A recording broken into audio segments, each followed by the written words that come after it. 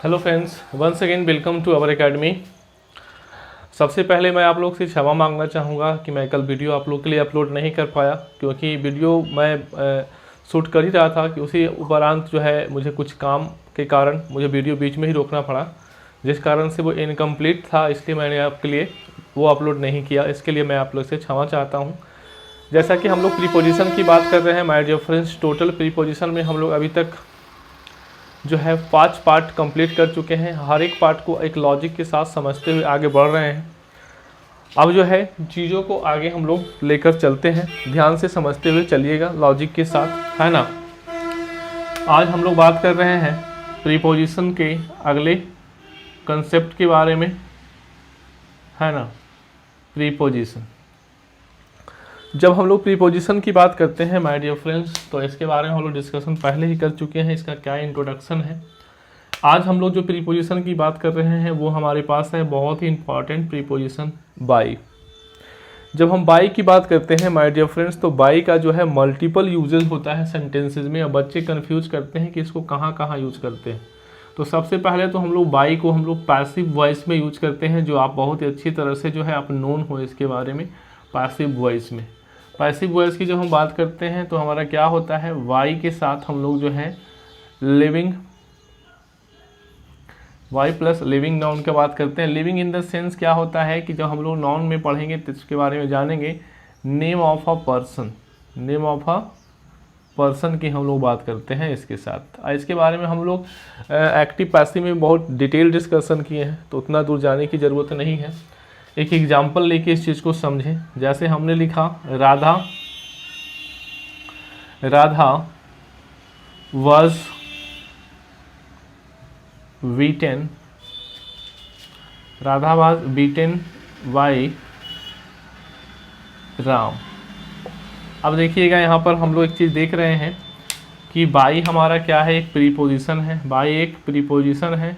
और ये राम क्या है, नेम ऑफ अ पर्सन है। ये नेम ऑफ अ पर्सन है ना। ये हमारा नेम ऑफ अ पर्सन है। और उसके बाद देख रहे हैं ये जो वी वर्ब है हमारा, वी वर्ब के साथ हम लोग अगर V3 का प्रयोग करते हैं तो वो हमारा किस फॉर्म को शो करता है, पैसिव वॉइस के स्ट्रक्चर को रिप्रेजेंट करता है। वो हम लोगों ने डिटेल में डिस्कशन किया है पैसिव वॉइस में, ठीक है। आगे जो हम इसकी चर्चा करते हैं, आगे जब इसका यूजेस की बात करते हैं माय डियर फ्रेंड्स, तो इसका दूसरा जो हम लोग यूज़ की बात करें तो दूसरा यूज होता है वाई प्लस हम लोग यूज करते हैं द आर्टिकल का, उसके साथ हम लोग टाइम सोर्स का बात करते हैं। टाइम सोर्स का, ये टाइम सोर्स का मतलब क्या होता है, टाइम सोर्स का मतलब होता है जो टाइम बताने वाला जो सोर्सेस है, जो मतलब हमारा माध्यम है, उसी को हम लोग टाइम सोर्स कहते हैं। तो यानी कि बाई के साथ हम लोग क्या करें, आर्टिकल द को भी यहाँ पर लिखना जरूरी है। एक एग्जाम्पल लिख के इसको हम लोग देखें। हमने लिखा इट इज 9:30 AM। अब आपके पास ऑप्शन आता है बाज। बाज आप देख रहे हो, बाज की जब आप बात कर रहे हो तो बाज क्या है हमारा, वाच जो है ये टाइम सोर्स है, ये टाइम बताने वाला है, एक माध्यम है, ये टाइम सोर्स है, ठीक है। अब देखिए आपके पास ऑप्शन में क्या दे दिया जाता है, इन दिया जाता है, वाई दे दिया जाता है, ऑन दे दिया जाता है। ये 3 ऑप्शन आपके पास दे दिया जाता है। बच्चे जब इसको ट्रांसलेट करने की कोशिश करते हैं कि मेरे घड़ी में अभी 9:30 हुए हैं, तो उस स्थिति में वो जैसे हिंदी पे जाते हैं तो वहाँ पर इन का प्रयोग करके वो निकल जाते हैं। जैसे ही आप इन का प्रयोग करोगे तो क्या हो जाएगा, आपका गलत हो जाएगा। डेट्स वाई मैंने आपको बताया भी था कि इंग्लिश और हिंदी में किसी तरह का कोई भी जो है मैच नहीं है माय डियर फ्रेंड्स। इस बात को आप समझिएगा। तो आपको पता है कि ना तो यहाँ इन होगा, ना तो यहाँ ऑन होगा, यहाँ क्या होगा, बाई का प्रयोग होगा। क्यों बाई का प्रयोग होगा, क्योंकि बाच जो है हमारा क्या है, एक टाइम सोर्स है, ठीक है। इसी तरह से और हम लोग बात करें तो वाई द, सॉरी यहाँ आर्टिकल द हमने छोड़ दिया है, आर्टिकल द भी आपको लगाना है ना। वाई द अलार्म भी आप लिख सकते हैं, या वाई द क्लॉक भी लिख सकते हैं। तो ये सब क्या है, हमारा टाइमिंग सोर्स है, तो उससे हम लोग को रिप्रेजेंट कर सकते हैं, ठीक है। तो हम लोगों ने वाई का 2 यूज हम लोगों ने समझ लिया। तीसरे यूज़ की जब हम बात करते हैं वाई का, तो यहाँ पर क्या होता है, वाई प्लस हम लोग यहाँ हमने फाई का यूज़ किया है, और उसके बाद हमारा होता है ट्रैवल सोर्स। ट्रैवल सोर्स, अब ट्रैवल सोर्स की जब हम बात करते हैं तो आपको समझ में आ रहा होगा यातायात के साधन की बात किया जा रहा है। तो एक बात ध्यान में रखना कि यहाँ पर जो हम लोग फाई लिखा है, फाई का मतलब क्या है, नो आर्टिकल, नो आर्टिकल्स। यहाँ कोई भी आर्टिकल का प्रयोग इसके पहले नहीं किया जाएगा। यहाँ जो है द आर्टिकल का प्रयोग हमको करना क्या है, ज़रूरी है। द के अलावा किसी और आर्टिकल का प्रयोग आप नहीं कर सकते हैं, लेकिन यहाँ पर जो है आर्टिकल का, कोई भी आर्टिकल का प्रयोग नहीं करना है। अब हम लोग इसको भी एक एग्जाम्पल के थ्रू देखें तो ज़्यादा समझ में आएगा। जैसे हम लोग लिखते हैं, एक एग्जाम्पल यहाँ पर लिखे, सी केम हेयर बाई बस। क्या हो गया, बस एक हमारा क्या हो गया, सोर्स हो गया, ट्रैवलिंग सोर्स हो गया, ठीक है ना, बाई बस। आप क्या कर सकते हो, आप बाई कार भी लिख सकते हो, आप बाई शिप भी लिख सकते हो, आप बाई प्लेन भी लिख सकते हो। तो ये जितने भी आप देख रहे हैं सब क्या है, ये ट्रैवलिंग सोर्स है। तो वहाँ पर आप ये प्रेजेंट कर सकते, इनका आप यूज कर सकते हो, ठीक है ना। आई थिंक विजिबल आप लोग को है कि नहीं है। कार हो गया, ये सीप है, उसके बाद नीचे हम लोग जो लिखा है वो प्लेन है आई थिंक, ठीक है ना। इसको हम ज़रा सा ठीक कर देते हैं कैमरा को, ताकि आपको विजिबल हो। अब ये आपको विजिबल होगा, ठीक है। तो इस तरह से अगर हम लोग बात करते हैं माय डियर फ्रेंड्स की केम हेयर वाई, अगर ऐसा लिखा रहेगा वाई फुट या वाई हॉर्स, है ना, या बाई कैमल, तो ये देखिए, ये तो कहने का तो ये ट्रैवलिंग यानी कि हम लोग ऑन फुट कर रहे हैं, तो वो भी हम लोग चल के कहीं से आ रहे हैं, तो ये हमारा सोर्स में नहीं आता है। इसलिए यहाँ पर हम लोग बाई का प्रयोग ना करके इन सभी के साथ क्या का यूज करते हैं, प्रीपोजिशन ऑन का प्रयोग करते हैं। किसका प्रयोग करते हैं हम लोग, प्रीपोजिशन ऑन का प्रयोग करते हैं। Did you understand? यहाँ तक बात आपको समझ में आ रही होगी। एक हमारा और जो है बाई से रिलेटेड बहुत इंपॉर्टेंट कंसेप्ट है, चलिए उसको भी हम लोग यहाँ पर डील कर लेते हैं, ठीक है, ध्यान से समझिएगा। बाई जो है ना, वाई प्लस ये कंप्लीटनेस ऑफ टाइम को भी दिखाने का काम करता है। अब जब कंप्लीटनेस की बात करते हो माय डियर फ्रेंड्स, तो कंप्लीटनेस का मतलब क्या होता है, परफेक्ट। अब परफेक्ट आप समझते हो, टेंस की बात किया जा रहा है। टेंस आपको पता है, एक होता है प्रेजेंट में परफेक्ट आ सकता है, पास्ट हो गया, एक हमारा फ्यूचर आ गया। तो ये 3 टेंस में हम लोग क्या कर सकते हैं, बाई का यूज कर सकते हैं परफेक्ट टेंस में।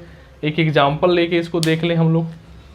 जैसे कि एग्जाम्पल मैंने आपके लिए लिखा, देखिएगा, he has completed his work by now. देखिए, has completed present perfect tense में आ रहा है, वाई नाउ हमारा यहाँ पर क्या हो गया, प्रीपोजिशन जुड़ गया, ये टाइमिंग को शो कर रहा है, ठीक है ना, ये कंप्लीटनेस ऑफ टाइम को शो कर रहा है। तो आई होप कि यहाँ तक की बातें आपको अच्छी तरह से समझ में आ गई होगी। इन चीज़ों को आप आराम से कॉपी करें, उसके बाद हम लोग आगे बढ़ते हैं। चलिए, अब हम लोग अगला जो प्रीपोजिशन है बहुत इम्पॉर्टेंट वो भी है हमारे यूज़ में, उसको हम लोग हमेशा यूज करने में कंफ्यूज हो जाते हैं। उस प्रीपोजिशन का चर्चा करते हैं माय डियर फ्रेंड्स। वो हमारे पास जो प्रीपोजिशन है वो फॉर प्रीपोजिशन है। प्रीपोजिशन कौन है, फॉर प्रीपोजिशन है, फॉर प्रीपोजिशन है, ठीक है। तो इसको भी हम लोग समझ लेते हैं, फॉर प्रीपोजिशन को हम लोग किस तरह से यूज करते हैं। तो देखिए, फॉर प्रीपोजिशन की बात करते हैं तो इसका भी हमारा मल्टीपल यूजेस सेंटेंसेज में होता है। सबसे पहला बात कि फॉर का यूज़ जो है हम लोग किसके लिए यूज़ करते हैं, फॉर का जो सबसे पहला यूज हम लोग अगर जाने तो इसका हम लोग पर्पस के लिए यूज़ करते हैं। किसके लिए यूज़ करते हैं, पर्पस के लिए, ठीक है ना। पर्पस के लिए यूज़ करते हैं। यहाँ पर एक एग्जाम्पल भी मैं आप लोग के लिए लिख दूँ ताकि आपको आसानी हो समझने में। पर्पस के लिए हम लोग यूज़ करते हैं, जैसे हमने लिखा my friend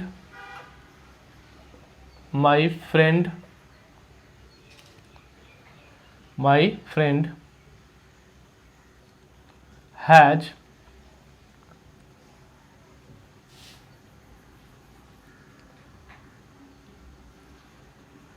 come here for meeting me। ठीक है, यानी कि यह फॉर जो यहाँ पर प्रीपोजिशन है माय डियर फ्रेंड्स, वो उसका पर्पस को ये बता रहा है कि वो क्यों आया है, उसका पर्पस क्या है, वो मुझसे मिलने आया, उसका दोस्त उससे मिलने आया है, यानी कि पर्पस को रिप्रेजेंट करने का काम कर रहा है। ठीक है, उसके बाद हम लोग बात करते हैं फॉर का यूज़ हम लोग जो है ड्यूरेशन बताने में भी करते हैं। आपको पता भी होगा ये बहुत ही पॉपुलर है, ड्यूरेशन बताने में इसका यूज़ किया जाता है ना। जैसे मैंने एक एग्जांपल यहाँ पर लिखा आप लोग के लिए कि she has been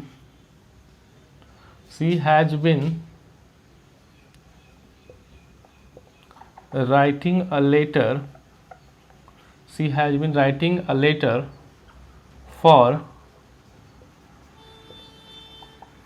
10 minutes।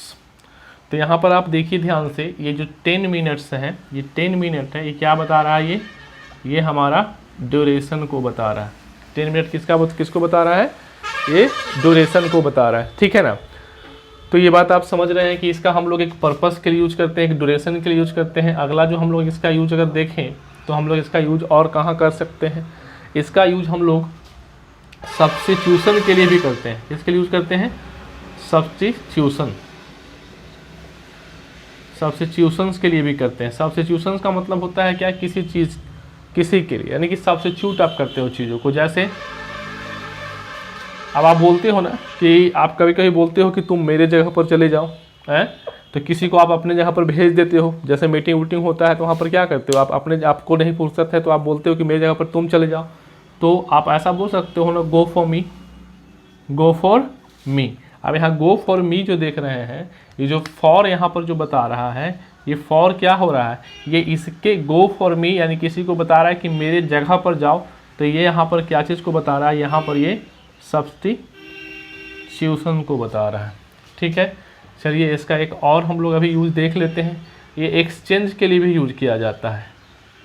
Exchange आप समझते हो, अदला बदली इसको बोलते हैं। जैसे एक मैं एग्जांपल आप लिख लूँ, you can have this shirt for ₹6,000, ऐसा आप लिखते हो। तो ये हमारा क्या बता रहा है, ये जो है यहाँ जो फॉर है ये किसको रिप्रेजेंट कर रहा है, ये फॉर जो है इस रिप्रेजेंट कर रहा है किसको, एक्सचेंज को रिप्रेजेंट कर रहा है, एक्सचेंज को रिप्रेजेंट कर रहा है। ठीक है, आगे हम लोग देखें फॉर का और यूज हो सकता है। तो फॉर का जो हम लोग यूज करते हैं, आगे की जब बात करें तो ये सूटेबिलिटी के लिए भी यूज किया जाता है, सूटेबिलिटी बताने के लिए। जैसे एक एग्जांपल इसमें भी लिख लें, सूटेबिलिटी बताने के लिए भी यूज किया जाता है। जैसे this costume is for swimming. अब देखिए ये कॉस्ट्यूम जो है किसके लिए सूटेबल है, ये स्विमिंग के लिए सूटेबल है। ये सूटेबिलिटी बता रहा है, क्या बता रहा है, सूटेबिलिटी, ये सूटेबिलिटी को बता रहा है। ठीक है ना, तो ये हमारा सूटेबिलिटी को ही बताता है। देखिए कितना मतलब कि इसका जो है मल्टी यूजेज हम लोग देख रहे हैं। हम लोगों ने देखा कि ये पर्पस को बताने का काम करता है, हम लोगों ने देखा कि ये सूटेबिलिटी को बताने, ड्यूरेशन को बताता है, सब्स्टिट्यूशंस को बताता है, ये क्या एक्सचेंज को बताता है, ये क्या है एक्सचेंज, यहाँ पर ई जोड़ लीजिएगा आप लोग, है ना। यहाँ पर क्या है, सूटेबिलिटी को बताता है। आगे इसके बारे में चर्चा करें माय डियर फ्रेंड्स, तो ये जो है आपको रीज़न को भी बताता है। रीज़न कह सकते हैं, तो आप लिख सकते हैं इसका मतलब क्या हो गया, बिकॉज ऑफ, किसका यूज़ किया जाता है? Because of. और अब बिकॉज ऑफ का यूज आप देखते हैं किया जाता है, यानी कि फॉर का यूज बिकॉज ऑफ के लिए भी किया जाता है। जैसे हमने लिखा the baby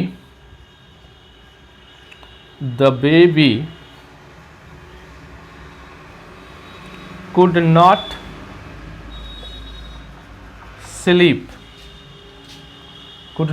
sleep for the noise. अब देखिए यहाँ पर क्या बता रहा है, फॉर यहाँ पर क्या बता रहा है? फॉर जो यहाँ पर बता रहा है ये रीज़न को बताने का काम कर रहा है। ये किसको बताने का काम कर रहा है? ये रीज़न को बताने का काम कर रहा है। ये जो फॉर आप यहाँ पर देख रहे हैं, ये फॉर किसको बता रहा है? ये फॉर जो है आपका रीज़न को बता रहा है। यहाँ सेंस इसका क्या है? यहाँ पर सेंस इसका जो है बिकॉज ऑफ का हो रहा है ना। यानी बच्चा नहीं सो सका, किस कारण से? नॉइज के कारण से, यानी कि हल्ला के कारण से बच्चा नहीं सो सका। समझ रहे हैं बात को? तो आई थिंक ये चीज़ आपको क्लियर हो रही होगी। जरा सा मैं कैमरा को एडजस्ट कर दूं, हमको लग रहा है कि आपको दिखाई नहीं, यहाँ तक ठीक है। और एक और इसका अब शायद आपको विजिबल होगा, एक और इसका हम लोग कंसेप्ट लिख लें। जो देखिए बहुत कम चीज़ें होती हैं, लोग जो होते हैं इन चीज़ों के बारे में, मल्टीपल चीज़ों के बारे में समझते हैं कि उनको लगता है कि फॉर के मतलब जो है के लिए है, उसके हिंदी सेंस पे चले जाते हैं। तो मैं आपको बता दूं कि जब तक आप चीज़ों को अच्छी तरह से नहीं समझिएगा, क्योंकि ये कॉम्पिटिटिव लेवल की आप तैयारी कर रहे हो, तो हर एक सिचुएशंस को आपको समझने की ज़रूरत है। तो एक और हमारा जो होता है ये कंसर्न के लिए भी यूज़ किया जाता है। कंसर्न, ठीक है ना। किसी के लिए आप क्या है? कंसर्न का मतलब किसी के लिए आप बहुत ज़्यादा अटेंटिव है, चिंतित है, उनके लिए आपको मतलब कि ठीक है कंसर्न करते हैं। तो इसका भी मैं एक एग्जाम्पल लिख लूँ। जैसे आप लिखते हो ना डोंट वरी, मेरे पास एग्जाम्पल का यहाँ पर स्पेस नहीं बच रहा है माय डियर फ्रेंड्स, हम यहाँ पर लिखने की कोशिश कर रहे हैं। डोंट वरी, आप ऐसे भी लिखते हो don't cry, I am here for you, I am here for you. अब देखिए ये वर्ड का मतलब क्या हो गया? आप बोल रहे हैं don't cry I am here for you, आप उसका क्या कर रहे हैं? कंसर्न को शो कर रहा है। ये किसको शो कर रहा है? कंसर्न को, ठीक है। तो ये टोटल जो है हमारा जो है आई थिंक कितना यूजेस हो गए? 1 2 3 4 5 6 7 टोटल जो हमारा फॉर का यूजेस हम लोग को देखने को मिल जाता है। तो आई होप कि यहाँ तक बात आपको समझ में आ गई होगी, और इन चीज़ों को बड़ा ही अच्छी तरह से समझते हुए रीजन के साथ मैं आपको बता रहा हूँ, हर एक चीज़ का एग्जांपल मैं आपको समझा रहा हूँ कि आपको ये अंडरस्टैंड करना होगा कि फॉर का यूज कहाँ पर किस चीज़ के लिए किया गया है। सूटेबिलिटी के लिए किया गया है, एक्सचेंज के लिए किया गया है, या वो जो है हमारा ड्यूरेशन को बता रहा है, पर्पस को बता रहा है ना, कंसर्न को बता रहा है, रीज़न को बता रहा है। तो दीज आर द थिंग्स जिसको आपको समझना होगा। तो वहाँ पर देखिए किस तरह से हम लोग मल्टीपल यूजेस फॉर का करते हैं। आई होप कि आप यहाँ तक की बातों को समझ गए हैं। फिर चलते हैं हम लोग अगले प्रीपोजिशन पे। चलिए फ्रेंड्स, आज का एक लास्ट प्रीपोजिशन आज हम लोग डिस्कस करते हैं। एक हमारे पास प्रीपोजिशन है टू, एक हमारे पास है टूवर्ड्स। ये दो प्रीपोजिशन है, बहुत इंपॉर्टेंट है। इसमें बच्चे अक्सर कंफ्यूज कर जाते हैं। आई थिंक टू आपको विजिबल नहीं हो रहा है, आज कुछ कैमरा का सेटिंग ठीक नहीं से हो पाया है हमसे। टू और टूवर्ड्स, ठीक है। जब आप टू की बात करते हो माय डियर फ्रेंड्स, तो ये एंड्स पॉइंट को बताता है, एंड्स पॉइंट्स को बताता है, एंड पॉइंट को बताता है, या ये डेस्टिनेशन को बताने का काम करता है। डेस्टिनेशन यानी कि डेस्टिनेशन कहने का मतलब क्या होगा कि आपको पहुंचना कहाँ है, जो आपका लक्ष्य है वहां तक आप पहुंचते हो, तो वो बताने का काम क्या करता है? टू करता है। लेकिन अगर हम टुवर्ड्स की काम करते हैं तो इन द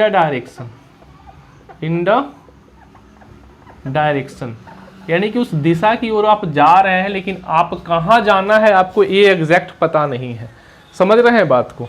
तो अब जैसे कि मैं एक एग्जाम्पल से इसको समझाने की कोशिश करूं, जैसे मैंने लिखा she is going to school, she is going to school. अब ये सेंटेंस जो बहुत कॉमन है आपको पता है, तो she is going to school, यहाँ प्रीपोजिशन टू का प्रयोग किया गया, तो ये क्या शो कर रहा है, डेस्टिनेशन। ये डेस्टिनेशन को बताने का काम कर रहा है। डेस्टिनेशन बोल लो या एंड पॉइंट बोल लो, है ना, एंड पॉइंट के बारे में बात कर रहा है। यानी कि ये जो सी है इसका जो डेस्टिनेशन है, इसको कहाँ जाके रुक जाना है, इसको पहुँचना कहाँ है, स्कूल पहुँचना है। लेकिन यही सेंटेंस में मैं एक और इसी सेंटेंस को इस तरह से मैं लिखूं तो दोनों में देखिए किस तरह से सेंटेंस का परसेप्शन बदल जाता है। She is going towards the school. Towards school या द स्कूल आप लगा लो, उसको कोई दिक्कत नहीं है। अब देखिएगा माय डियर फ्रेंड्स कि हम क्या कह रहे हैं कि शी इज गोइंग, वो जा तो रही है स्कूल की तरफ। अब ये जरूरी नहीं है कि ये ध्यान में रखो कि वह स्कूल के डायरेक्शन में, स्कूल के तरफ जा रही है। ये पता नहीं है कि वह स्कूल में जाएगी, हाँ स्कूल के पास जाएगी, या स्कूल से पहले रुक जाएगी, या स्कूल के बाद चली जाएगी, यानी उस दिशा में वो जाने का काम कर रही है। तो इन द डायरेक्शन का मतलब क्या हो गया कि आप उस तरफ जा रहे हो, लेकिन आपको या आप ये नहीं बता सकते हो कि एग्जैक्ट वो वहीं पे रुकेगा। एग्जैक्ट जैसे रुकने का बात आएगा तो वहाँ प्रीपोजिशन हम लोग टू करेंगे। डेस्टिनेशन की बात, उसका डेस्टिनेशन तय नहीं है, वो उस दिशा में जा रहा है। जैसे आप बोलते हो ना कहाँ जा रहे हो, किस तरफ जा रहे हो, तो बोल रहे हो हम इस तरफ जा रहे हैं। अब इस तरफ जा रहे हैं, लेकिन आप जो है उसका डेस्टिनेशन आपको पता नहीं है। कभी कभी आप देखते हो कि बाइक वाले जो है भैया जाते रहते हैं, तो आप उनसे लिफ्ट मांगते हो, तो भैया किधर जा रहे हैं, तो बोले कि मैं इस तरफ जा रहा हूँ। तो इस तरफ जाने का मतलब क्या हो गया कि I am going to word this, I am going to word this. तो गोइंग टू वर्ड्स का कहने का मतलब कि उसका डायरेक्शन उधर है, लेकिन वो उसका डेस्टिनेशन कहाँ है वो आपको पता नहीं है। जब डेस्टिनेशन बताना होता है तो हम लोग टू का यूज करते हैं, जब उस डायरेक्शन में आप जा रहे हो तो वो हम लोग टुवार्ड्स का यूज करते हैं। यानी कि टुवार्ड्स का यूज करने से ये नहीं पता है कि वह स्कूल तक ही सीमित हो जाएगा, वह स्कूल से आगे भी जा सकता है और स्कूल से पहले भी रुक सकता है। समझ रहे हो बात को? तो ये टुवार्ड्स का मतलब होता है। ठीक है, तो मैंने आपको एज ए प्रीपोजिशन मेनली जो है फॉर और बाई का मतलब समझाया। ये छोटा सा दो प्रीपोजिशन था जिसको मैंने आपको समझाने का काम किया कि किस तरह से इसमें कंफ्यूज हो जाते हैं हम लोग। तो हम लोग, मैंने आपको पहले ही बताया है कि जब हम लोग डिफरेंट प्रीपोजिशन का यूज़ करते हैं तो हमारा जो परसेप्शन है क्या होता है वो बदल जाता है। तो आप देख सकते हैं इस तरह से हम चीज़ों को आगे समझते हुए चल रहे हैं। चलिए आज हम लोग यहीं पर वीडियो को रोकेंगे और मैं अगले टॉपिक में, यानी टॉपिक नहीं कहने का मतलब हुआ कि मेरा जो अगला जो प्रीपोजिशन का जो लेक्चर होगा उसमें फिर हम लोग आगे बात करेंगे। और मैं आप लोग से फिर से एक बार आग्रह करना चाहता हूं कि यदि अभी तक आपने मेरा चैनल को सब्सक्राइब नहीं किया है तो सब्सक्राइब करें, अपने फ्रेंड्स को शेयर करें, ठीक है ना, ताकि ज़्यादा से ज़्यादा उन लोगों को बेनिफिट मिल सके। ठीक है, चलिए मिलते हैं अगले वीडियो में।